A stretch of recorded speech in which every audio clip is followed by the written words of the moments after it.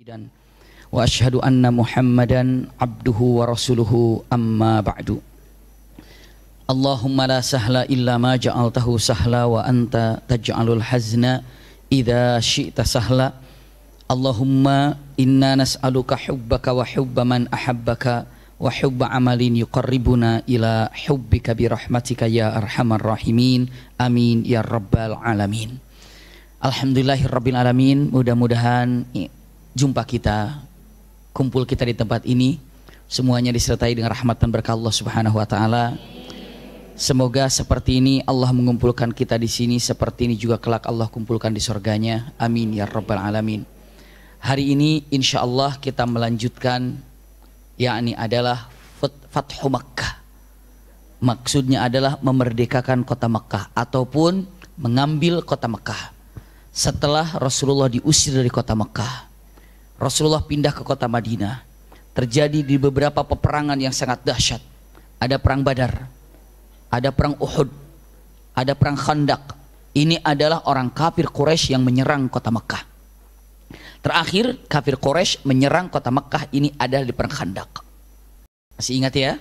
Setelah perang Khandaq tidak ada lagi orang kafir Quraisy. Perjanjian Hudaybiyah. Nah, sebentar ya. Setelah Sulh Hudaybiyah ini masih rangkaian yang pernah saya sampaikan.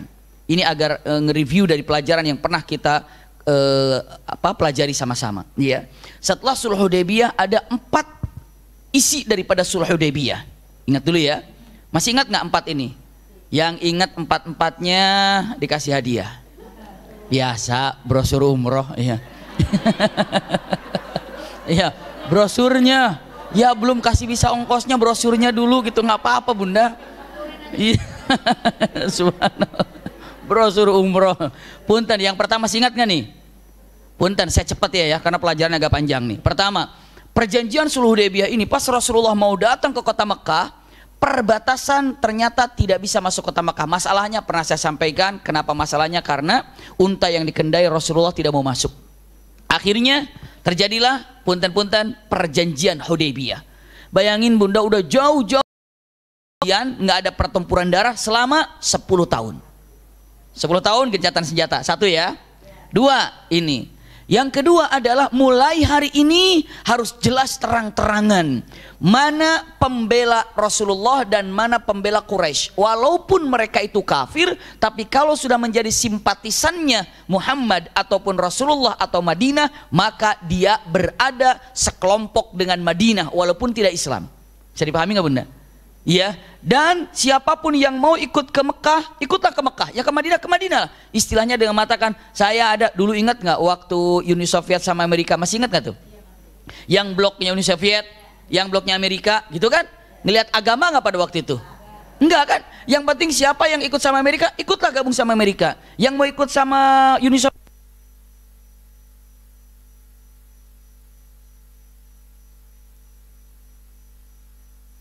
cek, nah udah ada nyala lagi ya, ini tiba-tiba jadi kesan lari.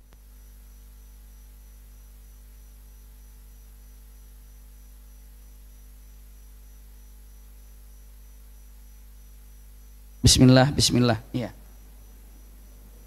Nah, sampai di mana tadi?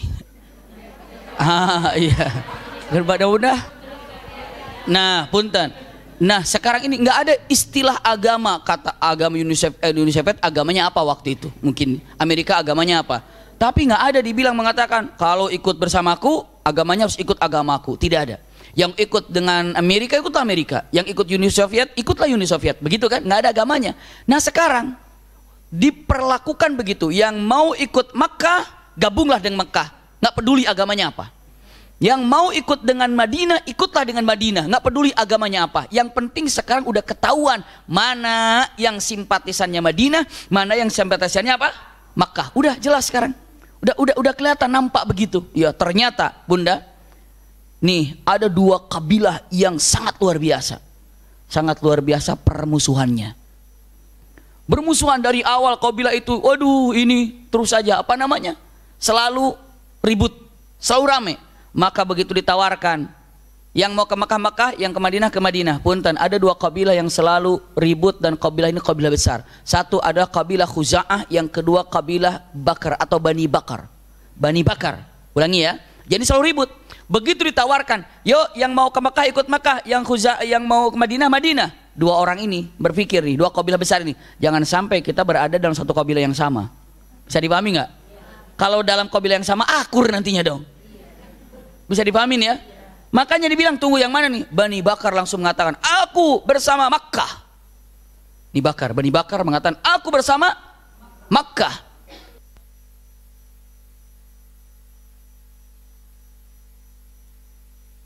Isinya oh iya low itu artinya apa ya? Low kok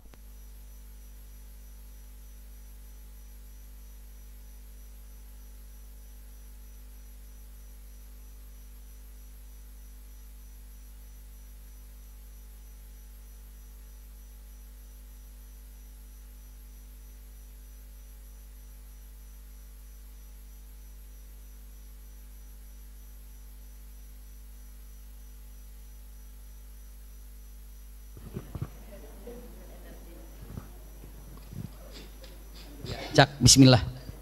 Nah ternyata Bani Bakar langsung berpikir mengatakan oh Quraisy dong yang paling gagah. Maka Bani Bakar langsung memilih membidik aku bersama Quraisy.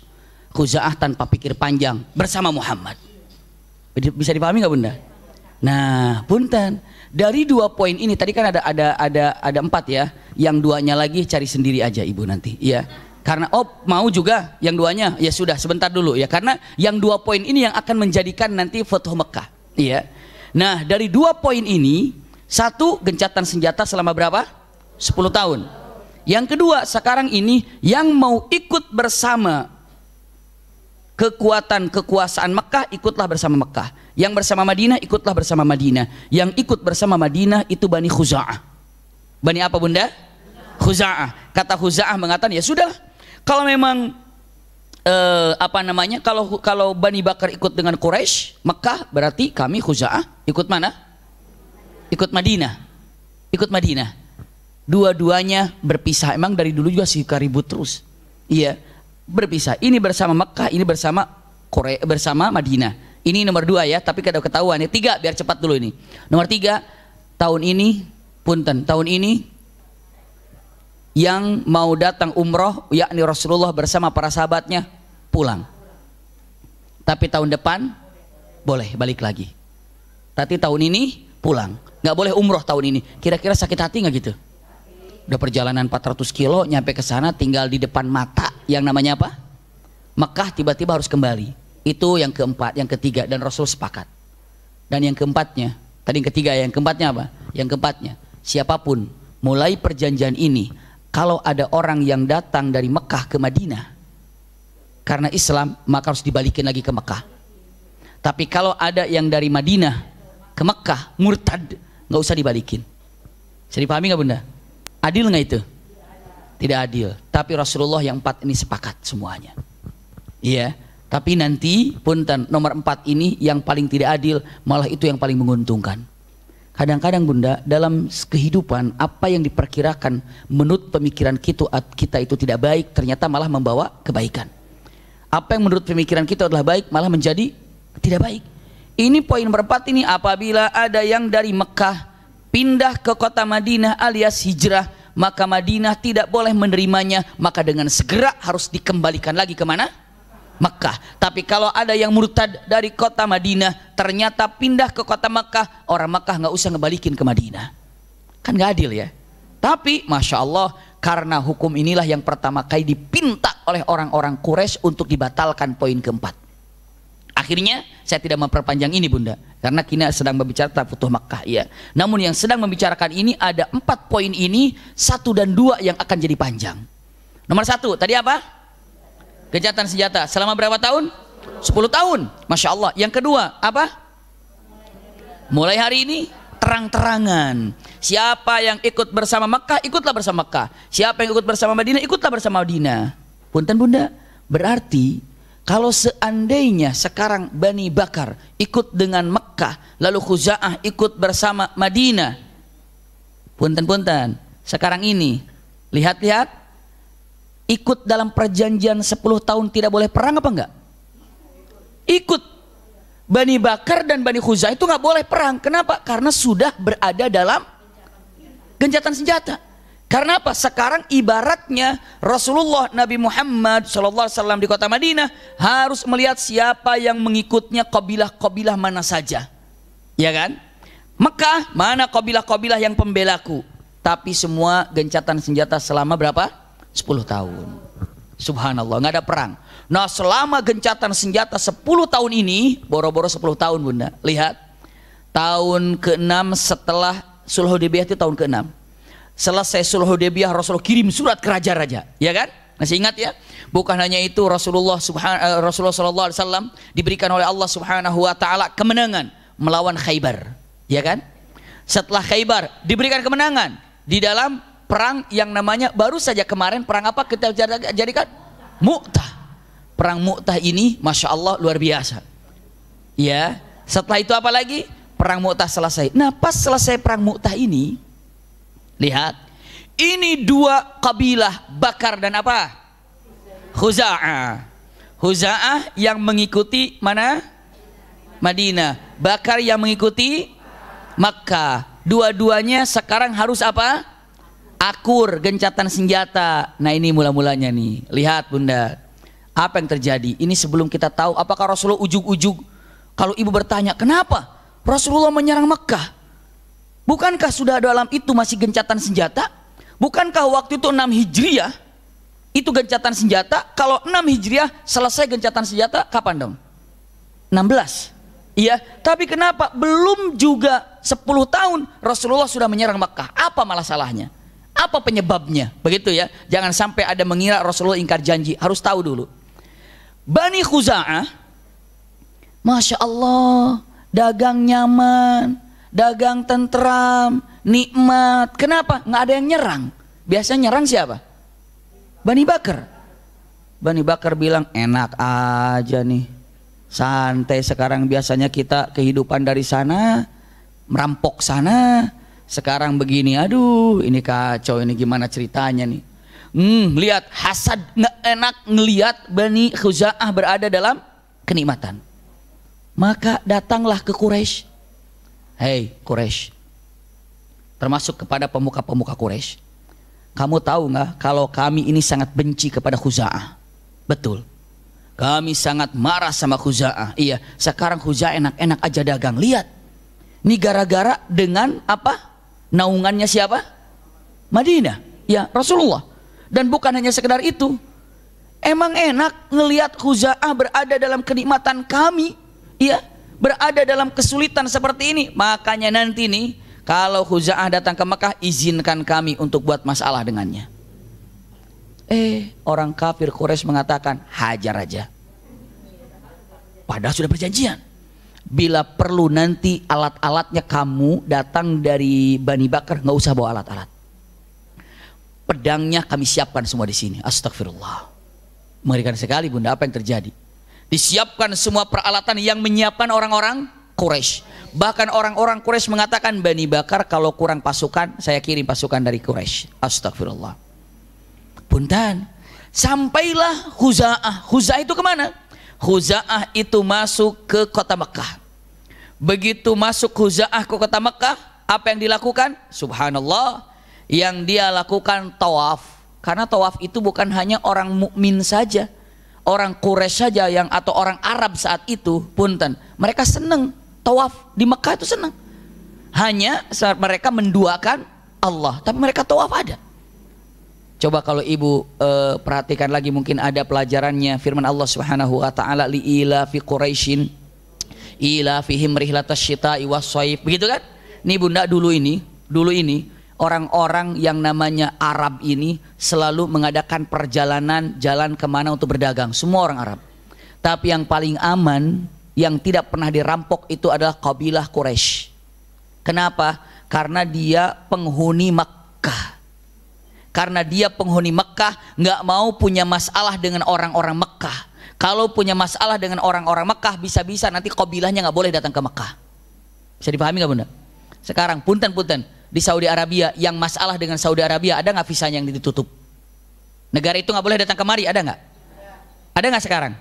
Ada. Negara mana? Satu. Mana lagi? Cari aja beritanya, saya nggak mau di sini. Iya. Ada beberapa negara yang punya masalah dengan Saudi Arabia. Iya. Apa? Tutup, nggak ada visa ke sana, nggak ada visa. Kan nggak ada. Coba kalau Indonesia punya masalah dengan Saudi, habis itu tutup, nggak boleh datang ke Saudi. Gimana kita? Nggak jadilah umroh tanggal 2 nanti. Iya. Nggak jadi kita berangkat. Gimana? Kalau ditutup, ya. Beberapa negara nggak boleh. Diantaranya tadi, mana tadi? Iran sudah jelas itu. Ya, kenapa penyebabnya dan seperti apa? Ada negara-negara yang nggak boleh. Subhanallah. Iya. Nah, punten. Orang Quraisy kalau lagi jalan, lagi berdagang, dimanapun dia jalan, kalau ada perampok tinggal ngomong saja, kami Quraisy. Oh, Quraisy, jalan. Kenapa? Aku nggak mau masalah denganmu. Nanti apa? Kalau kamu masalah denganku, begitu kami akan datang ke kota Mekah, maka kamu menolak kami. Kenapa? Mereka cinta ke kota Mekah. Makanya Allah katakan li ila fi Quraisyin ila fihim rihlatash syita'i was-shaib. Maknanya nikmat yang Anda beri, nikmat yang aku berikan kepada kalian wahai orang Quraisy, Anda bisa berjalan dengan lenggang kemana saja dan pada musim apa saja. Itu orang Quraisy.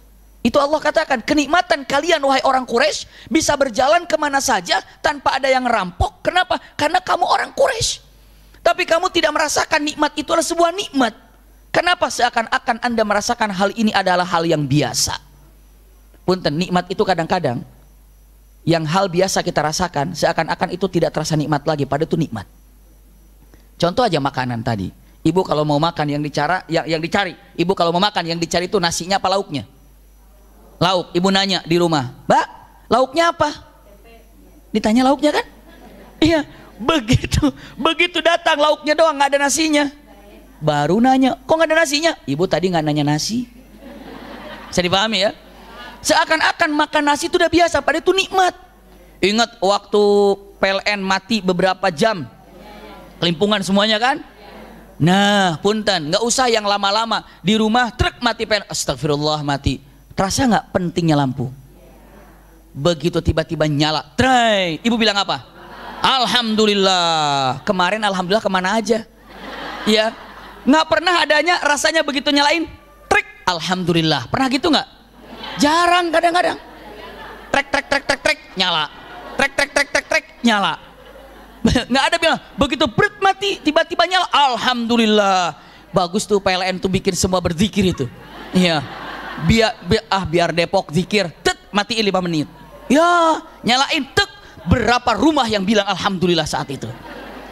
Nah, punten ini persis Allah katakan kepada orang Quraisy, lila fi Quraisy ila fihim rihlatash syita'i was-shaib. Ini nikmat yang udah luar biasa buat kalian wahai orang Quraisy, bisa jalan ke sana kemari, nikmat nyaman. Maka nggak mau punya masalah dengan orang-orang Quraisy. Bahaya. Masalah dengan orang Quraisy ditutup nanti oleh orang Quraisy, nggak boleh datang ke kota Mekah. Nah, pertanyaan apa ya hebatnya, indahnya ke kota Mekah itu dari dulu orang banyak datang, senang datang, hadir, masya Allah. Semua senang. Dan punten, termasuk ini kabilah yang namanya kabilah Khuza'ah datang ke kota Mekah. Ngapain? Ya kota Mekah. Apa? Rindu. Kemana? Rumah Allah. Dia tahu rumah Allah? Tahu. Tapi punten, orang-orang yang menyembah berhala, tahu nggak kalau itu Ka'bah rumah Allah? Tahu. Mereka itu menduakan Allah subhanahu wa ta'ala. Mensyirikan Allah subhanahu. Itu masalahnya. Itu yang paling parahnya. Bunda, apa yang terjadi? Usikum wa iyaya nafsi bitaqwallah. Setelah itu, Khuza'ah masuk. Bani Bakar mengatakan, nah, nongol nih. Awas nih. Tapi ingat, jangan dihajar di dalam haram. Jangan dihajar di kota Makkah. Nanti kalau sudah keluar, kita serang. Subhanallah, 30 orang dari Bani Khuza'ah datang ke sana. Tawaf. Biasa tinggal di Mekah. Pulang. Ya istirahat di luar kota Mekah, di luar tanah haram, bikinlah tenda. Malam-malam. Hajar. Oleh siapa? Bani Bakar. Peralatannya disiapkan oleh orang Quraisy. Bahkan orang Quraisy ikut bantu dalam penyerangan ini. 30 orang ini subhanallah dihabisi. Beberapa orang yang selamat lari langsung. Ini yang selang menyerangnya itu yang sangat terkenal dari Bani Bakar. Ini adalah nama yang sangat terkenal dari Bani Nufail ibnu Muawiyah. Iya, kalimatnya Nufail ibnu Muawiyah ad-Daili fi jama'at min Bani Bakar. Ini adalah di bulan Sya'ban dia menyerang, dan beberapa orang yang dari perbatasan sedang diserang oleh Bani Bakar, dia lari ke kota Mekah biar aman di kota Mekah itu. Lari karena kalau kota Mekah ini sudah tahu harus aman di tempat itu. Dia lari. Kemana dia larinya laki-laki ini? Laki-laki ini larinya, punten, laki-laki ini mungkin kalau setiap negara kan ada kedutaan-kedutaannya ya. Larinya itu kalau dibilang boleh dibilang ini ke kedutaannya Bani Bakar, ke Bani Khuza'ah. Siapa? Namanya adalah duta dari Bani Khuza'ah yang sangat terkenal juga, namanya Budail ibnu Warqa, ya, Al-Khuza'i. Dia datang ke rumahnya Budail. Budail, buka Budail. Budail, buka Budail. Tiba-tiba Naufal keburu datang. Dihajar pula oleh Naufal. Di kota Mekah, di depan pintu Budail. Budail begitu ngelihat siapa pembunuhnya, tahu Bani Bakar, Quraisy, ikut-ikutan. Kalau dia ini langsung terjun, langsung apa, bagaimana dia akan jadi apa? Korban juga. Maka dia diam. Subhanallah, iya. Begitu dia terjadi kepada seperti kejadian ini, maka apa yang terjadi? Allahu Akbar. Kata-kata yang sangat indah. Budail mengutus seseorang yang bisa lari cepat dan tahan lapar, tahan haus untuk berangkat ke Madinah. Karena perjalanan cukup jauh. Orang yang bisa cepat. Namanya adalah, yang diutus adalah Amr bin Salim Al-Khuza'i. Ya Amr bin Salim Al-Khuza'i, segera kamu datang ke kota Madinah, laporkan sama Muhammad. Ya, yang terbunuh dari 30 ini tidak semuanya muslim. Masih ada yang berada dalam agama kafir. Maksudnya apa? Tidak mengesahkan Allah. Hanya kenapa? Tapi ini kan perjanjian. Bisa dipahami nggak Bunda? Perjanjian gencatan senjata. Nah ini kan Khuza'ah di bawah naungan Rasulullah. Itu yang menyerang Bakar. Itu yang punten daripada siapa? Bawah Mekah. Datanglah siapa? Yang terkenal dengan Amr bin Salim Al-Khuza'i. Datang ke sana. Subhanallah. Rasulullah sedang duduk. Di mana? Di masjid, sedang santai. Tiba-tiba datanglah seorang laki-laki yang namanya siapa? Amr bin Salim. Cepat sih datang. Siang malam jalan, siang malam jalan, hanya sebentar makan, jalan lagi, hanya sebentar, terus. Jadi benar-benar cepat, nggak ada istirahatnya. Rest area buat dia nggak berlaku. Jalan terus, iya. Rest area nggak ada. Jalan terus.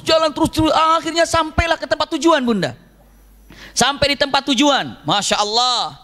Kalimat yang ada saat Rasulullah sedang duduk di masjid, tiba-tiba yang namanya laki-laki ini Amr bin Salim menyampaikan nasyidnya yang sangat luar biasa. Nasyidnya itu kalau orang sana syair dengan nasyidnya luar biasa untuk disampaikan apa yang ada. Jadi tidak menyampaikan ya Rasulullah tadi begini tidak. Hanya sampai mengatakan kata-katanya cukup panjang syairnya. Ya Rabb, inni nasyidun Muhammada halfana halfa abihi atlada. Qad kuntum wuldan wa kunna walida. Ya, dikatakan summata aslamna walam nanza' yada fansur hadakallah nasran abada wad'u abdallahi ya'tu madada. Pokoknya intinya mengatakan kata-katanya, ya Muhammad, kami datang ke tempat ini ingin mengadukan sesuatu kepada engkau, bahwa kami yang berada di dalam naunganmu baru beberapa saat telah digempur oleh seseorang yang mengingkari janji, ya. Maka bukankah kita berada dalam penaungan yang sangat luar biasa, karena tidak ada penolongan yang paling baik untuk saat ini kecuali darimu. Pokoknya nasyid yang luar biasa. Ada beberapa orang yang tidak paham ini maksudnya apa sih, tapi Rasulullah paham. Begitu berhenti dalam perkataan yang sangat luar biasa ini, Amr bin Salim, Rasulullah tiba-tiba meneriakkan kata-kata kalimatnya, nusirta ya Amr bin Salim, nusirta ya ibn Amr bin Salim, pertolongan bagimu, hak yang akan kami berikan kepadamu. Maka tanpa lama cuma nasyid begitu balik lagi dia. Nggak ada datang ke sana terus ngomong lu makan nggak ada. Cuma gitu aja udah seakan gitu udah balik lagi karena tugasnya dikasih itu. Luar biasa Bunda. Jadi tugasnya apa? Ya begitu. Dikasih tahu tugasnya oleh apa namanya? Tadi dikatakan tugasnya Budail ibnu Warqa Al-Khuza'i, ya, dengan menyebutkan kata-katanya berangkat. Siapa? Kalimat yang sangat indah. Kalimat berangkatlah Amr bin Salim hanya untuk menyampaikan ini. Setelah menyampaikan balik lagi. Dahsyat ini orangnya. Balik lagi. Kemana balik lagi? Ya ke Mekah lagi. Jalan ke Mekah. Nah sekarang ini yang repot sekarang siapa coba? Yang repot sekarang orang Mekah. Orang Mekah berpikir, waduh, ini ternyata, terutama Abu Sufyan. Abu Sufyan nggak paham dengan apa yang terjadi karena orang-orang ini tidak ikut bermusyawarah dengan Abu Sufyan. Orang Quraisy, memang pemimpin Quraisy seperti Ikrimah bin Abi Jahal ikut menyerang kepada Bani Bakar.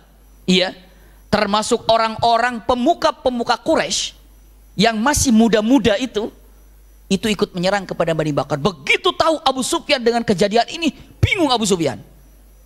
Waduh, kenapa kita melanggar janji? Abu Sufyan walaupun dalam keadaan kafir bagaimana, tapi tetap dia harus memegang janjinya. Kenapa kalian berani melanggar janji seperti ini? Bagaimana aku? Kita urusannya dengan Muhammad. Bukankah Bani Bakar telah menyerang Khuza'ah dan Khuza'ah berada dalam hilf ataupun naungan Muhammad, dan Bakar itu berada dalam naungan kami? Bagaimana ceritanya kalau sampai begini? Lalu orang-orang kafir Quraisy, ayo kita meeting emergency ini. Meeting semuanya. Maka disitulah apa yang harus dilakukan dengan kejadian ini. Keluarlah seorang laki-laki, namanya adalah yang sangat terkenal, Abdullah ibn Abi Sarah, atau terkenal dengan Abi Sarah. Abi Sarah ini bunda, biar tahu nih, Abi Sarah ini seorang yang pernah bersama dengan Rasulullah Islam, lalu mencatat Quran, termasuk yang mencatat wahyu. Tapi dia murtad. Astagfirullah. Dia murtad bunda. Abi Sarah ini murtad. Sampai setelah murtadnya dia bilang kepada orang-orang mengatakan, Quran itu aku palsukan. Dia bilang gitu. Sampai Rasul SAW mengatakan kata-katanya, demi Allah tidak akan pernah ada orang yang mampu memalsukan Quran. Dia dusta. Umar bin Khattab udah gemes saja sama dirinya.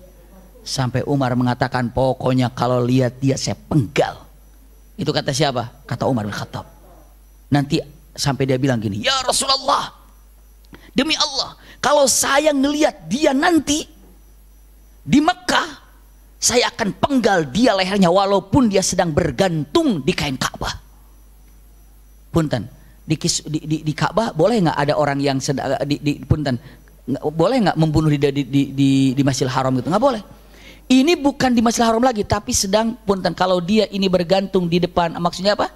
Di kiswah Ka'bah, saya akan habisi. Tapi bunda, apa yang terjadi? Ada kisah khusus itu nanti ya, nanti kita bahas lagi. Tapi yang jelas ini adalah Abdullah bin Abi Sarah ini orang nggak beres. Dia bilang mengatakan, izinkan aku ini udah lama dengan Muhammad. Aku penulis wahyunya Muhammad. Orang murtad. Ya. Lalu apa yang diucapkannya? Begini, aku punya ide. Karena aku mengenal Muhammad, maka tolong camkan baik-baik. Satu, pilih. Satu, enaknya kita minta maaf kepada siapa? Bani Khuza'ah. Karena masalahnya Khuza'ah. Yang bisa menghentikan masalah ini tinggal Khuza'ah. Kalau kita dengan Khuza'ah beres, Khuza'ah akan bilang kepada Muhammad, akan bilang apa? Muhammad, ya Rasulullah, kata Khuza'ah, nggak usah diperpanjang, saya udah beres dengan Bani Bakar. Beres nggak kalau gitu? Yang masalah siapa? Khuza'ah sama Bani Bakar. Kalau Khuza'ah itu datang minta maaf, kalau Bani Bakar datang ke Khuza'ah lalu membayar diat, tahu diat? Denda orang yang dibunuh 30 orang itu, berapa diatnya? Dibayarin ke Bani Bakar, ke Bani Khuza'ah, lalu Khuza'ah beres dengan Bani Bakar, tinggal bilang Khuza'ah kepada siapa? Lalu bilangnya ke Rasulullah, bilang apa? Maaf, ya Rasulullah, udah beres urusannya, nggak usah diperpanjang, tuntas. Rasulullah akan memperpanjang nggak kira-kira? Tidak. Maka poin pertama, bayarkan diat. Lalu kata Bani Bakar mengatakan, enak aja, pantas mati itu mah, nggak usah bayar diat, nggak ada. Lalu kata Quraisy mengatakan, ya iyalah, kalau memang kamu bilang pantas mati ya udah, cukuplah begitu. Bayar diat, nggak usah bayar diat. Jadi mana? Nggak mau bayar diat. Kalau gitu, ambil yang kedua. Apa yang kedua? Yang kedua dengan mengatakan kata-katanya apa? Subhanallah. Ini kata-kata yang kedua. Kalau memang bayar diat tidak mau, iya, bayar diat itu tadi apa? Denda ya. Kalau bayar diat itu adalah denda. Yang kedua gampang. Caranya adalah Quraisy bilang aja ke Muhammad, kalau aku sudah melepaskan Bani Bakar dari pengawasanku, biar nanti Rasulullah menyerangnya ke siapa? Bani Bakar. Kita lepas tangan. Bisa dipahami nggak bunda? Cuci tangan. Ya Muhammad, maaf, aku udah lama nggak ikutan dengan Bani Bakar. Bani Bakar tuh udah susah diatur lah. Udah terserah mau diapain sama kamu. Lepas tangan saya ini. Mungkin bisa begitu? Mungkin. Ingin selamat dari genggaman Rasulullah. Ngeri juga kan, bahaya. Maka orang-orang Quraisy mengatakan, oh salah kalau gitu, nggak tanggung jawab kita. Orang yang perlu dilindungi malah kita tinggalkan. Oh jangan, dia kan di bawah naungan kita. Kita harus perlihatkan kekuatan kita. Jadi bagaimana? Yang pertama ditolak, yang kedua jangan. Kalau gitu yang ketiga, kata siapa? Ibn Abi Sarah. Kata Ibn Abi Sarah yang ketiga apa? Kalau gitu perang. Perang. Bersama siapa? Madinah. Perang. Ini yang keberapa? Ketiga. Kalau gitu perang. Abu Sufyan bilang, oh jangan dulu perang, jangan perang. Saya ada ide, kata Abu Sufyan. Apa? Saya akan datang ke kota Madinah, iya, dan bikin perjanjian baru, bahwa perjanjiannya baru untuk apa? Untuk diperpanjang yang namanya gencatan senjata. Begitu diperpanjang gencatan senjata yang ini, iya, maka yang ini akan terhapus. Bisa dipahami nggak bunda? Karena dengan akad baru. Lalu kata teman-teman orang-orang kafir di situ mengatakan, iya, kalau Muhammad belum tahu ada masalah. Kalau sudah tahu, apakah dia mau memperpanjang ini? Bisa dipahami nggak bunda? Kata Abu Sufyan, makanya harus cepat datang ke sana sebelum ada kabar kejadian ini. Bisa dipahami bunda? Harus cepat datang ke sana. Padahal berita udah sampai belum? Udah sampai. Oh cepat tadi. Iya. Udah nggak ada rest area tadi, langsung lari, makanya cepat sampai. Maka dengan mengatakan benar, harus cepat datang ke kota Madinah untuk apa? Memberikan perjanjian baru secepatnya. Masya Allah. Lalu kalau gitu siapa yang berangkat? Pada diam semuanya. Kenapa? Resiko berat gak kira-kira? Punten bunda, resikonya berat. Kalau sudah ketahuan ini telah terjadi pelanggaran, orang kafir datang ke sana, berarti store nyawa bukan itu? Store nyawa, berat kan urusannya kan? Kalau siapa yang datang? Udah sepakat ini, tapi siapa yang datang? Itu yang jadi bingung. Persis dulu itu musyawarah. Makanya ada istilah, siapa yang nempelkan lonceng? Ada judul besar, man yu'alliqul jaras. Jadi musyawarah tapi nggak ketemu ujungnya. Itulah seperti musyawarahnya para tikus. Tikus musyawarah nih. Tikus musyawarah, kenapa? Bahaya nih kalau keluar ada kucing kita dimakan nih. Kalau keluar dimakan kucing bahaya ini. Aduh, kita nggak bisa lepas dari kucing ini. Gimana musyawarah? Musyawarah gampang. Kita biar tahu kucing itu datang, tempelin kelincingan, lonceng di sininya. Ada nggak lonceng itu? Ada nggak kucing pakai lonceng itu? Iya. Nah, nanti kita tempelkan loncengan di kucing itu. Begitu kucing jalan, berarti kita tahu, kita lari. Sepakat, sepakat. Oke, ide jenius. Begitu. Terus yang nempelin loncengnya siapa? Nah itu berantakan, jadi nggak beres kan? Kadang-kadang kita, kalau ide, wah begitu, siapa itu? Bingung. Makanya jangan kayak tikus kalau musyawarah itu. Iya. Sepakat semuanya, bener, idenya bagus. Tempelkan lonceng di kucing, maka nanti setiap kucing gerak, lonceng bunyi. Kita tahu, bagus. Loncengnya ada, benangnya ada. Terakhir siapa yang nempelin? Bingung. Siapa yang nempelin? Ini jangan musyawarah kayak kucing. Pernah nggak bunda kayak tikus gitu? Ibu pernah nggak musyawarah kayak tikus begitu?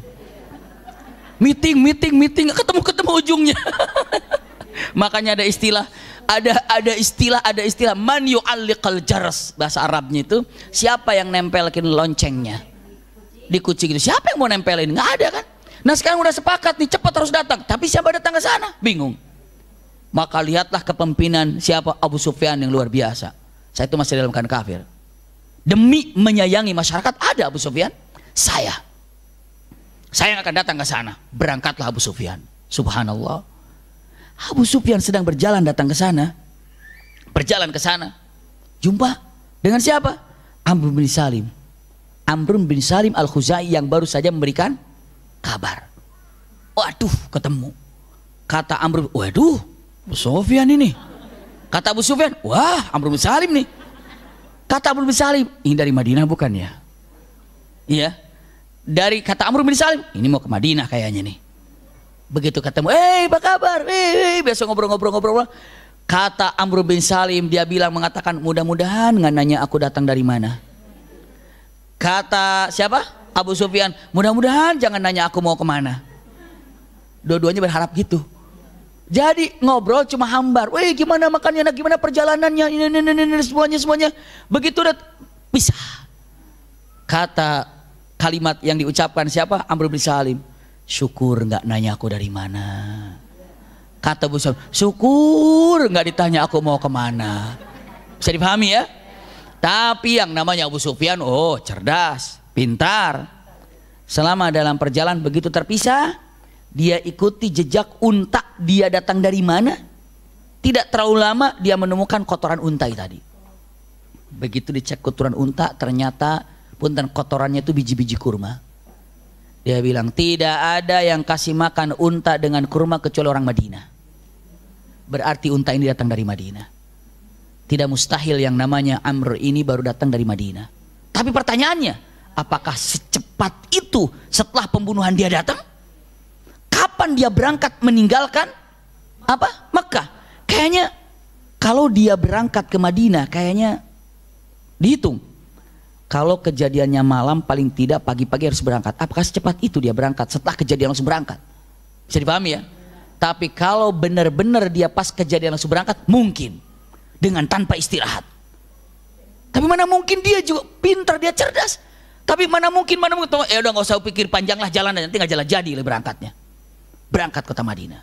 Sampai ke kota Madinah, Abu Sufyan sudah ada keraguan, kayaknya sudah sampai ini, sudah sampai berita ini. Ke siapa? Ke Rasulullah atau ke Muhammad. Sampailah datang ke mana? Ke Madinah. Setibanya di Madinah, Abu Sufyan, apa yang harus dijumpai siapa dulu kira-kira ya? Ibu tahu siapa yang dijumpai oleh Abu Sufyan pertama kali siapa? Putrinya. Siapa putrinya? Ummu Habibah. Siapa Ummu Habibah? Istri Rasul sallallahu alaihi wasallam. Yang pertama siapa lagi yang datangin? Masa nanti ada anak akan bunuh ayahnya atau bagaimana? Datanglah Ummu Habibah. Diketuk pintunya. Subhanallah, rindu dan kangen antara ayah dan anak itu terjadi. Anakku, apa kabar ayah? Apa kabar layaknya ayah dan anak? Subhanallah. Dan ternyata luar biasa.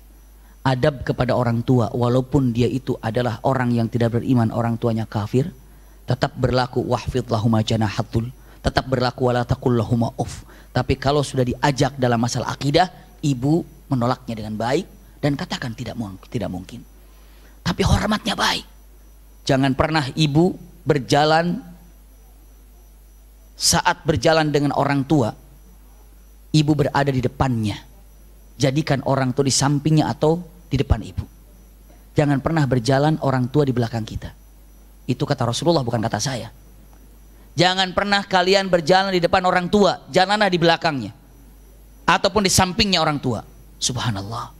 Kedua, jangan pernah engkau duduk duluan daripada orang tua. Orang tua duduk dulu, baru kita duduk.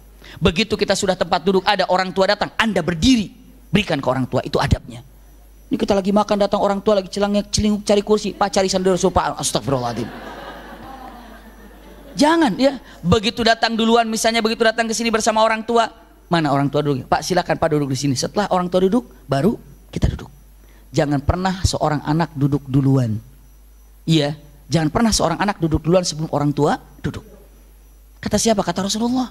Dan jangan pernah Anda berbicara bersama orang tua terhalang dengan seseorang.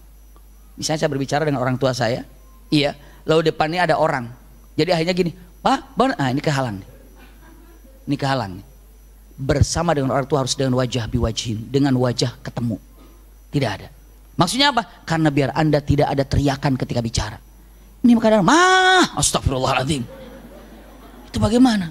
Itu benar-benar adabnya itu tidak ada. Ini Rasulullah sampai bilang gini. Dan jangan sampai pernah Anda berjalan, lalu apa? Angin jalan Anda tersibakan ke orang tua. Ini kalau kita lagi duduk orang anak jalan, ternyata nggak kekepret gitu, atau nggak tersentuh, nggak, cuma angin jalan kita ini apa namanya? Terhiliwirkan gitu ya.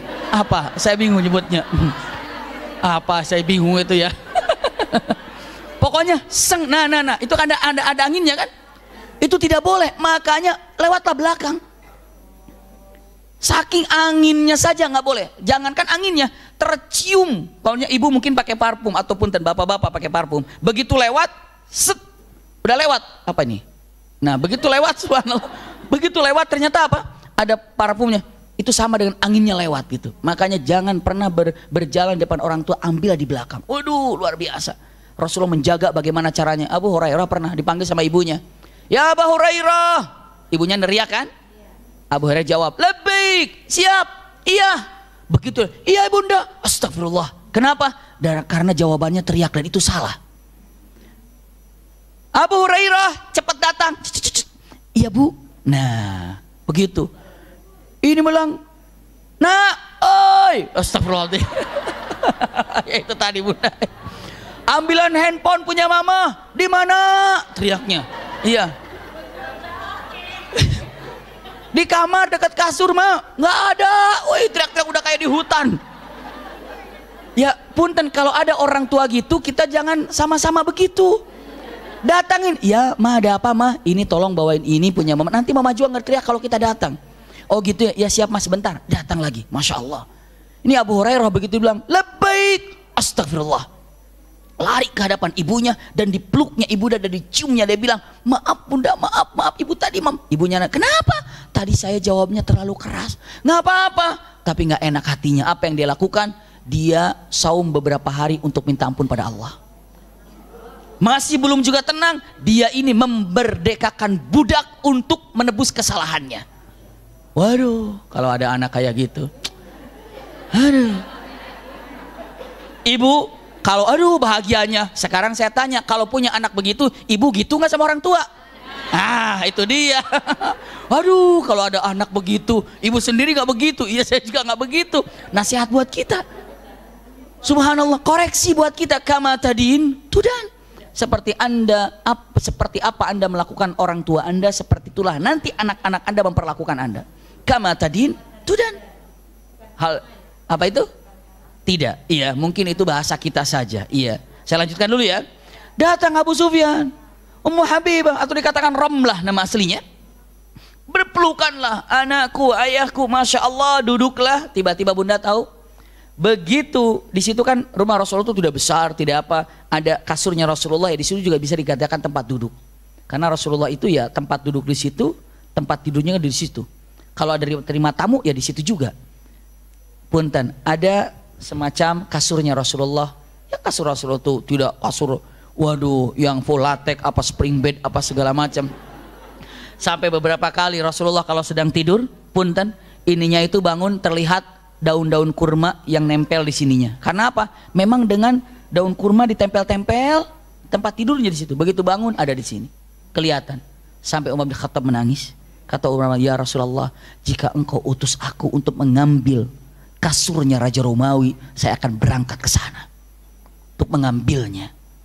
Engkau melihat wajahmu seperti itu, ada bekas daun-daun kurma. Kalau kita tidur kan apa? Cetakan di sini ada. Apa yang ada? Nyiplak gitu ya.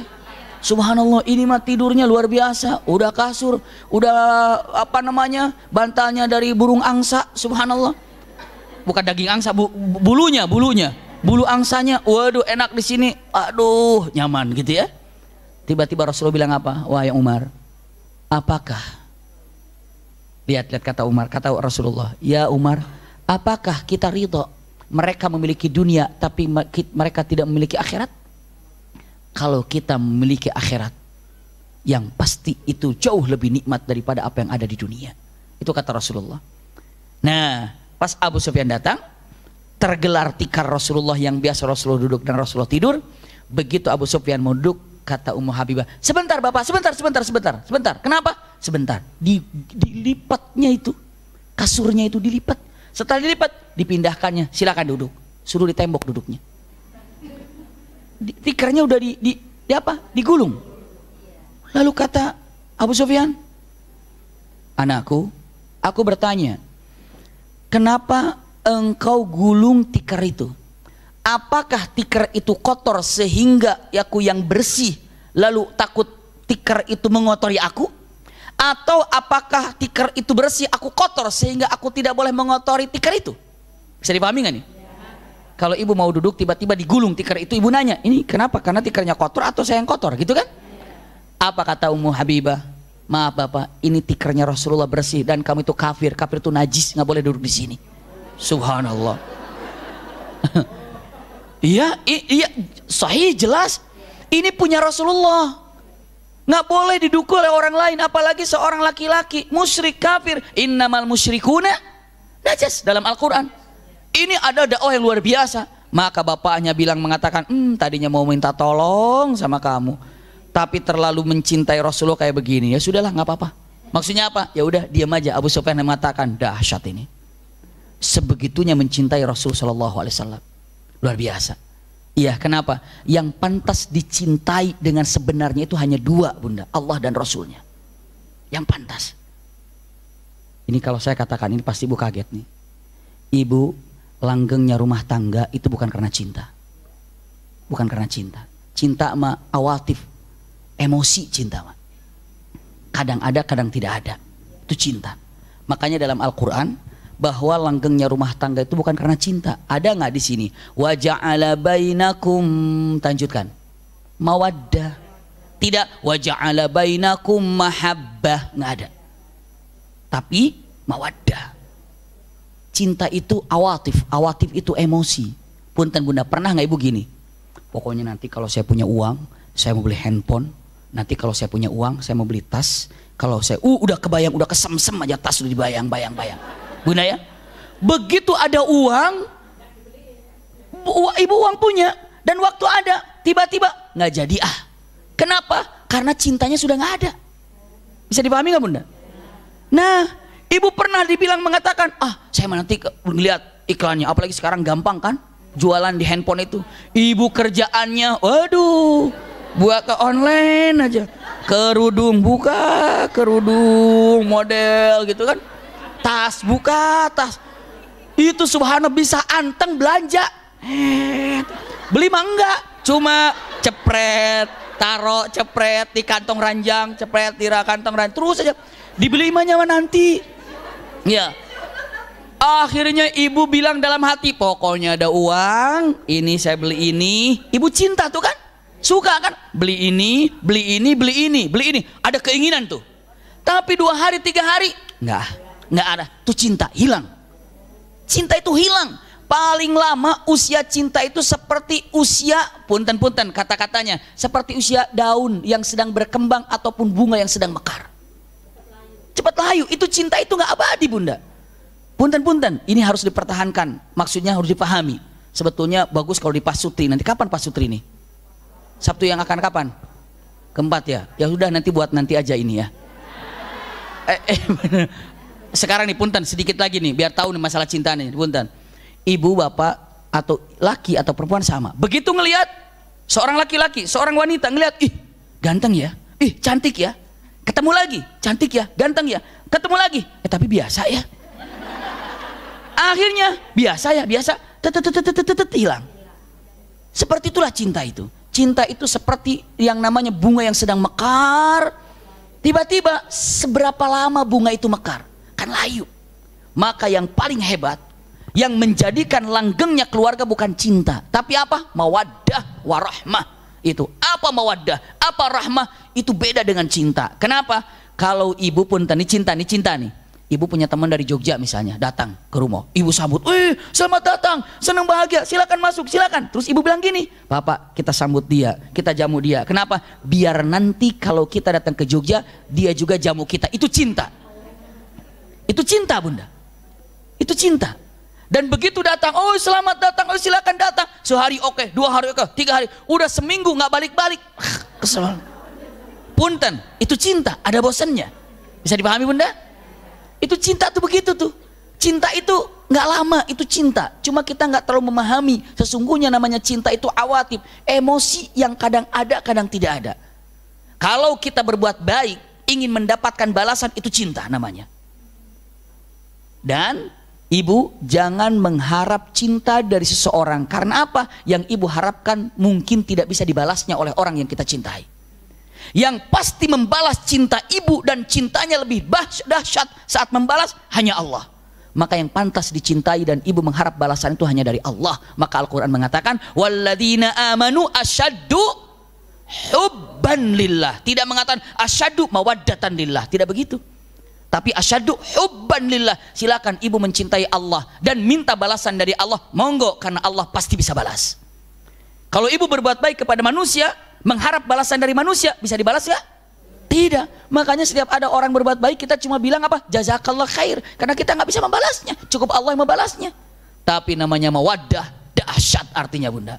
Rahmah, dahsyat artinya. Maka Al-Quran mengatakan yang menjadikan langgengnya sebuah keluarga bukan punten.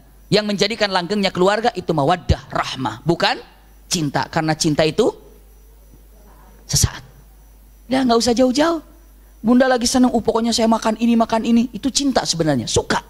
Tapi saya itu nggak suka lagi.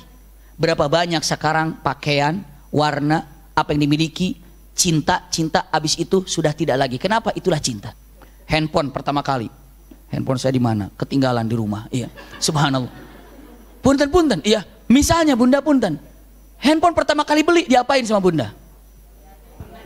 Wah, bukan hanya kotor sedikit, lap. Wah, naruh aja, taruh di sini handphone. Udah 2 tahun, 3 tahun, masih begitu nggak perilakunya? Mana cintanya? Cinta awal mana? Nggak ada, ganti, nanti udah beberapa lama begitu lagi. Waduh, begitulah namanya cinta. Subhanallah, cinta itu tidak lama, yang lama itu mawaddah rahmah. Apa mawaddah, apa rahmah? Itu nanti di Pasutri saya sampaikan, insya Allah.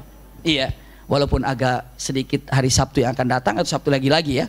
Insya Allah kita lihat di Pasutri dengan matakan cinta versus mawaddah. Oh hebat ya, mahabbah versus mawaddah. Apa versi mawaddah dan apa yang namanya cinta. Nah ulangi lagi, maka yang menjadikan Abu Sufyan datang ke sana ditolak. Oleh siapa? Ummu Habibah menerima.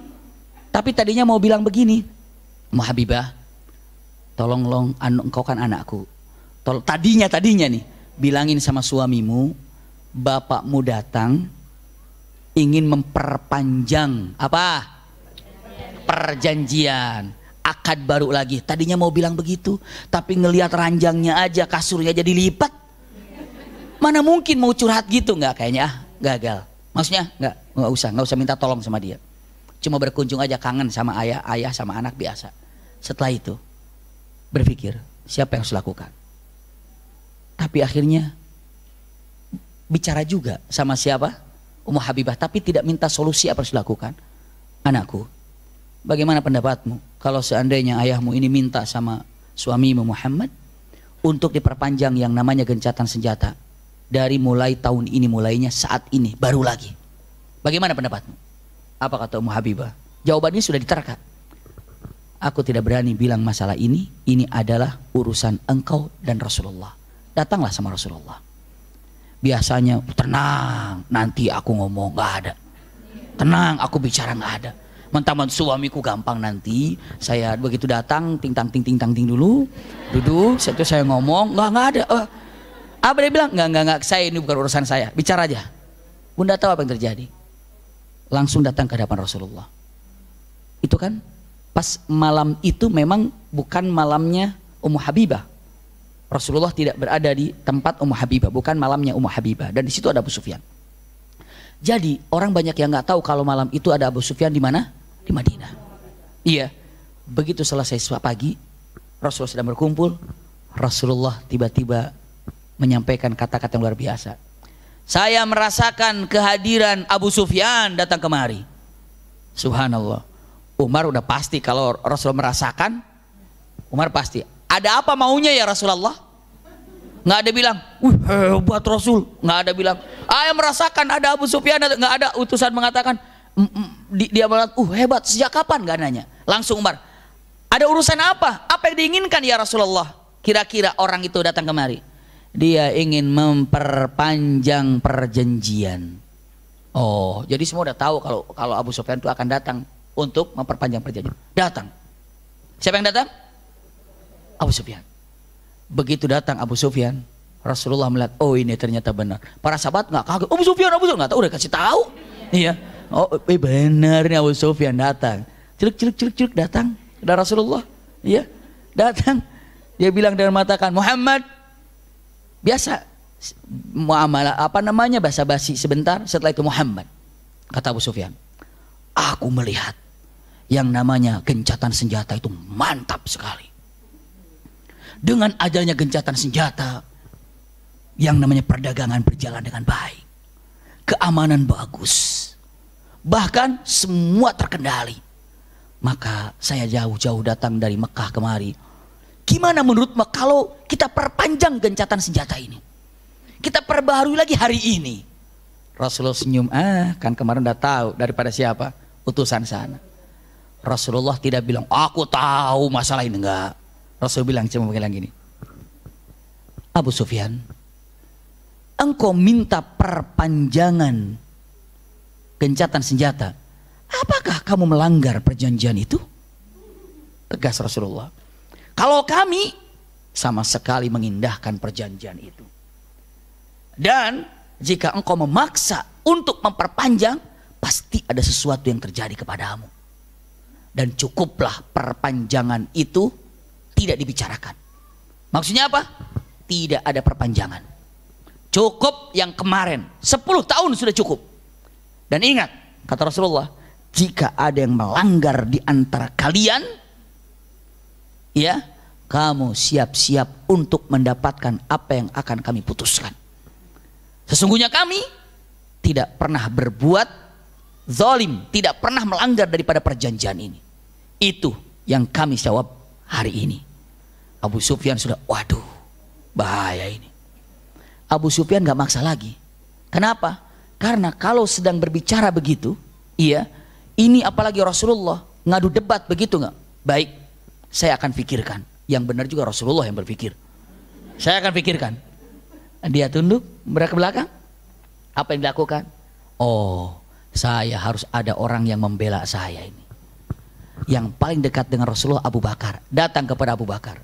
Abu Bakar, mau bantu aku? Bantu apa? Tolong bantukan ngomong kepada Rasulullah kalau engkau mendukungku untuk memperpanjang gencatan senjata. Abu Bakar mengatakan, tidak berani saya. Ini keputusan Rasulullah. Setelah Abu Bakar, Umar datang. Umar, dia lagi. Umar, memang beda jawabannya. Tolong bantu aku untuk menjadikan kita ini diperpanjang gencatan senjata. Tolonglah Umar. Apa kata Umar? Dengar ya, kata Umar. Seandainya ada yang melanggar perjanjian itu, nggak digubris yang pertanyaan ini, aku akan menyerang Mekah walaupun tanpa pasukan. Subhanallah. Dan walaupun hanya ada kumpulan semut yang akan menolongku dalam menggempur kalian, aku akan bawa pasukan semut itu untuk menghancurkan kota Mekah. Ya, kata siapa? Abu Sufyan. Minta perlindungan malah mau nyerang. Udah datang ke siapa? Ke Utsman bin Affan. Utsman bin Affan mengatakan tidak. Datang ke Ali bin Abi Thalib juga tidak. Lalu kata Ali bin Abi Thalib mengatakan, saya tidak mampu. Iya. Lalu Abu Sufyan bilang, Ali, saya tahu kamu sejak kecil itu cerdas loh. Jadi Ali bin Abi Thalib kecerdasannya itu sudah nampak dari sejak kecil. Menurutmu, idemu bagaimana Ali? Apa yang harus saya kerjakan? Kata Ali bilang gini aja. Kalau kamu datang ke Abu Bakar, ke Umar, ke Utsman, lalu ke saya tidak bisa menolongmu. Kau kan pemimpin Mekah. Kau kan pemimpin Mekah. Kau kan nomor 1 di Mekah. Maka besok pagi, orang-orang kan banyak kumpul di masjid. Pastilah ada orang yang sayang sama kamu. Di antara banyak yang orang. Punten, ada perkataan begini Bunda. Kalau ada orang di sini bicara, siapapun, penjahat sekalipun, semua benci kepada orang itu, insya Allah ada di antara yang hadir di sini mungkin tidak membencinya, walaupun itu pantas dibenci, mungkin begitu ya. Ya ada kata-kata begini, ini perkataan yang sangat luar biasa. Ini begini Bunda kata-katanya. Kalaulah kita melihat seorang ulama sedang bicara, yang hadir di situ tidak semuanya mencintainya. Mungkin ada yang tidak mencintainya, bahkan ingin menjatuhkannya, mungkin. Tapi kalau ada orang di situ, seseorang yang jelas-jelas penjahat, gitu kan? Semua orang membencinya, mungkin ada saja salah satu di antara mereka yang tidak membencinya, bahkan menyayanginya. Mungkin nggak begitu? Mungkin. Jadi tidak semuanya sepakat dalam lingkungan itu semuanya semuanya enggak. Itu yang dikatakan Sayyidina Ali. Engkau kan pemimpin Mekah, pastilah yang namanya pemimpin Mekah itu yang sangat dihargai, dihormati. Terus bagaimana? Besok pagi pas lagi kumpul semuanya, lihat bunda, kau datang ke sana dan kau bilang gini, hai kalian semuanya yang hadir di tempat ini, aku adalah Abu Sufyan. Bilang gitu kata Sayyidina Ali. Lalu apa? Kau bilang, aku Abu Sufyan, aku pemimpin Mekah, aku cinta perdamaian, aku cinta yang namanya punten kasih sayang, maka aku ingin memperpanjang yang namanya gencatan senjata agar tidak ada terjadi peperangan. Tolong bantu yang hadir di sini, siapa yang sepakat dengan inginnya ada perpanjangan itu. Dari ratusan atau ribuan jamaah yang hadir di masjid, adalah satu orang yang angkat tangan nanti. Untuk apa? Membantumu ya Abu Sufyan, kata Ali. Kata Abu Sufyan, ini kira-kira berhasil nggak? Kata Ali, enggak. Kata Ali, enggak. Terus kata, kenapa kamu kasih ide kepada saya kalau nggak berhasil? Namanya juga coba-coba. Coba-coba, bisa dipahami nggak bunda? Ini punten-punten, kalau saya datang kemari misalnya, ada orang yang benar-benar insya Allah semua berbeda pendapat. Mungkin nggak berbeda pendapat? Mungkin kan? Mungkin. Subhanallah, ada saja berbeda pendapat. Nah, tapi Ali sudah bilang nggak mungkin berhasil, tapi dikasih ide, tapi boleh dicoba. Kalau ada satu orang aja di antara sahabat bilang, ya aku dukung, lumayan kan? Nanti temennya ada yang dukung lagi, karena teman ini punya teman kan, punya teman dukung, lumayan tuh masih banyak. Pagi-pagi pas sahabat lagi ngumpul, datang Abu Sufyan. Ayuhan nas, ini kata ide Ali kan? Hai semuanya yang hadir di tempat ini, aku Abu Sufyan, aku pemuka Quraisy, aku sangat mencintai kalian dan aku tahu kalian mencintaiku. Pede banget. Iya. Dan aku tahu, kalian tahu tentang aku, bagaimana aku ini penyayang, bagaimana aku tuh suka dengan cinta dan kasih sayang, bagaimana aku ini suka dengan perdamaian. Kalian tahu dengan gencatan senjata yang sudah ditentukan selama 10 tahun ini membawa keberkahan dan keindahan. Maka kedatanganku jauh-jauh ke tempat ini ingin melanjutkan perdamaian ini agar tidak lagi antara kita pertempuran. Maka saya mohon, minta bantuannya siapa yang sepakat dengan perpanjangan gencatan senjata itu. Silahkan. Nggak ada yang angkat tangan. Nggak ada yang angkat tangan. Silahkan, siapa? Nggak ada. Langsung dalam hatinya, kurang ajar Ali ini. Sampai Abu Sufyan bilang, mengatakan, saya tidak pernah lupa Ali telah mempermalukan saya. Itu kecerdasan Ali itu begitu tuh. Kenapa Ali kasih ide begitu? Karena Ali tahu kalau sesungguhnya bakalan ada seorang Abu Sufyan didukung oleh siapapun orang mukmin, nggak ada. Itu kompaknya begitu dulu itu. Kalau sekarang mah, aduh, kacau. Nggak usah diperpanjang, ibu ketawanya beda tuh. Saya tahu ibu. Sekarang mah astagfirullahaladzim, yang aneh-aneh aja banyak didukung. Muslim pula, bergelar pula, punya ilmu pula, kelihatannya kan aneh kan? Coba bunda, Ali bin Abi Thalib melakukan hal itu, kenapa? Karena yakin gak bakalan ada yang angkat tangan dukung Abu Sufyan. Tahu gak bakalan. Kan Ali sudah bilang juga, kata Abu Sufyan, berhasil gak kira-kira? Ali sudah jawab, enggak. Terus kenapa kamu kasih ide itu? Ya coba-coba. Tapi kan berada dalam pikiran, coba nggak ya? Tapi saat gitu nggak ada yang mengegubris, malu nggak kira-kira? Malu. Lihat kata-katanya. Kalau gitu, ternyata aku punya kepastian kalau kalian ini ingin memutuskan hubungan di antara kami. Gitu kan? Rasulullah langsung jawab, Abu Sufyan, yang mengatakan memutuskan itu bukan kami, tapi keluar dari mulutmu itu. Kejebak 2 kali itu. Iya. Sekarang kami tidak mengatakan memutuskan, tapi itu keputusanmu dan itu adalah perkataanmu yang memutuskan itu. Waduh, langsung ingat lagi ke Ali. Nggak beres nih, gara-gara Ali saya kejebak lagi. Ini cerdasnya Ali bin Abi Thalib tuh begitu, budak masukin perangkap tuh kayak gitu. Maka Abu Sufyan pulang dalam keadaan marah dan sampai ke kota Mekah. Tiba di kota Mekah, apa yang terjadi? Orang menunggu, gimana berhasil diperpanjang, gimana berhasil diperpanjang? Tidak. Bagaimana? Tunggu apa jawaban dari Rasulullah, karena belum ada kepastian. Karena Rasulullah mengatakan masih tetap yang lama, ya kan? Tapi maksudnya apa? Dari Rasulullah itu apa keputusannya sekarang? Apa memaafkan? Jadi gini, kalau sudah tahu kabar ini tentang pembunuhan daripada siapa? Bani Khuza'ah, apakah Rasulullah memaafkan? Apa menyerang? Itu keputusannya. Bisa dipahami bunda? Hanya menunggu keputusan itu. Maka Abu Sufyan dan orang Makkah menunggu keputusannya. Ternyata Rasulullah punya keputusan lain. Rasulullah begitu Abu Sufyan pergi, langsung bilang kepada Aisyah, Aisyah, siapkan baju perang. Subhanallah. Siti Aisyah, siapkan baju perang, siapkan. Rasulullah keluar, baju perang sedang disiapkan. Rasulullah ditanya Aisyah, siapkan baju perang. Kemana ya Rasulullah? Rasul kasih ide. Sambil begini, jangan dikasih tahu siapapun, Makkah. Aisyah tahu, Makkah. Sambil beresin baju perangnya, datang siapa? Abu Bakar. Wahai anakku, ini baju perang. Iya wahai bapakku. Untuk Rasulullah? Iya. Mau perang Rasulullah? Iya. Mau kemana? Kenapa?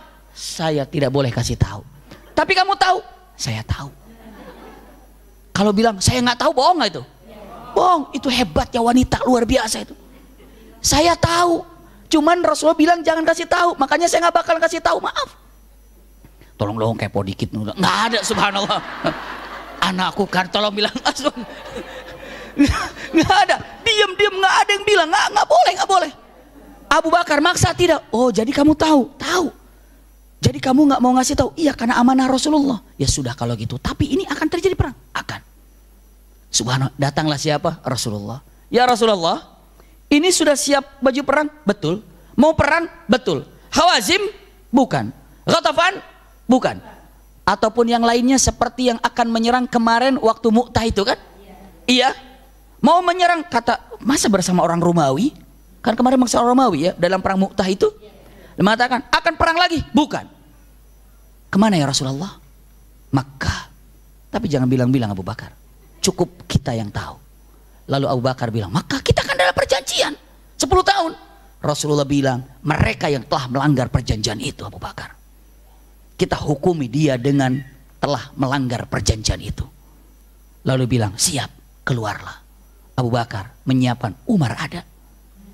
Abu Bakar siapin. Iya, apa? Perang. Kemana? Kamu tahu Abu Bakar? Aku tahu. Tapi nggak boleh bilang. Umar kepo? Tidak. Siap-siap saja. Maka persiapan Rasul menuju kota Mekah, kata-kata yang sangat indah dan luar biasa. Karena apa? Karena Rasulullah menyiapkan pasukan tanpa diketahui mau kemana berangkatnya. Dan semua pada bertanya kemana. Tapi pasukan sudah disiapkan. Itulah sampai rahasia Rasulullah mengatakan tidak boleh ada orang yang masuk dari kota Mekah, dari kota luar ke kota Madinah. Madinah tidak menerima tamu saat ini. Dan dari Madinah tidak boleh ada yang keluar. Kenapa? Dirahasiakan dalam penyerangan ini. Bisa dipahami nggak? Tolong jaga setiap perbatasan. Madinah tidak menerima tamu. Dan tolong jaga perbatasan. Tidak boleh ada yang keluar dari kota Madinah. Kenapa? Jangan sampai ada berita ini keluar nanti kemana-mana. Rasulullah sudah menyiapkan pasukan. Itulah dahsyatnya. Keindahan yang terjadi, takhtit apa? Siasat yang Rasulullah gunakan untuk menyerang kota Mekah. Siasat yang brilian, siasat yang luar biasa. Kenapa? Karena ini kecerdasan Rasulullah dan para sahabat masuk ke kota Mekah tanpa diketahui oleh orang-orang kafir Quraisy. Padahal sudah 5 kilo kira-kira jaraknya. Baru ketahuan. Dan ini adalah kecerdasan Rasulullah dan takhtitnya, bagaimana cara mematai-matai, bagaimana cara jalannya aman. Waduh, indahnya. Gimana masuknya? Bulan depan kita lanjutkan. Iya. Apa itu? 2 minggu lagi, bukan 2 depan, 2 minggu lagi. Benar, 2 minggu lagi insya Allah. Bulan depan 2 minggu lagi makan? Iya benar, 2 bulan depan. Hari ini ya. Bulan depan. Saya sudah atur ngomong gitunya. Mau 2 bulan. Mudah-mudahan Bunda jadi yang akan datang tetap Futuh Mekah, tapi masuknya pasukan muslim kemana? Ke Mekah. Masya Allah Bunda kayak benar-benar ikut mau ke Mekah ini kayaknya. Insya Allah mudah-mudahan apa yang disampaikan ada manfaatnya. Insya Allah kehadiran kita ma'jur insya Allah subhanahu wa ta'ala. Apa yang disampaikan manfaat untuk kita semuanya. Sekali lagi saya sampaikan semoga cita-cita kita, harapan kita, keinginan kita terkabul oleh Allah subhanahu wa ta'ala. Rabbana atina min ladunka rahmatan wa hayyi' lana min amrina rasyada. Rabbana atina fid dunya hasanah wa fil akhirati hasanah wa qina adzabannar. Subhana rabbika rabbil izzati amma yasifun wa salamun alal mursalin walhamdulillahi rabbil alamin. Jazakumullah khair ala husni istimaikum lakum minni al-hubbu wad du'a. Wassalamualaikum warahmatullahi wabarakatuh. Sama-sama kita tutup dengan kafaratul majlis. Subhanakallahumma wa bihamdika asyhadu an la ilaha illa anta astaghfiruka wa atubu ilaika walhamdulillahi rabbil alamin.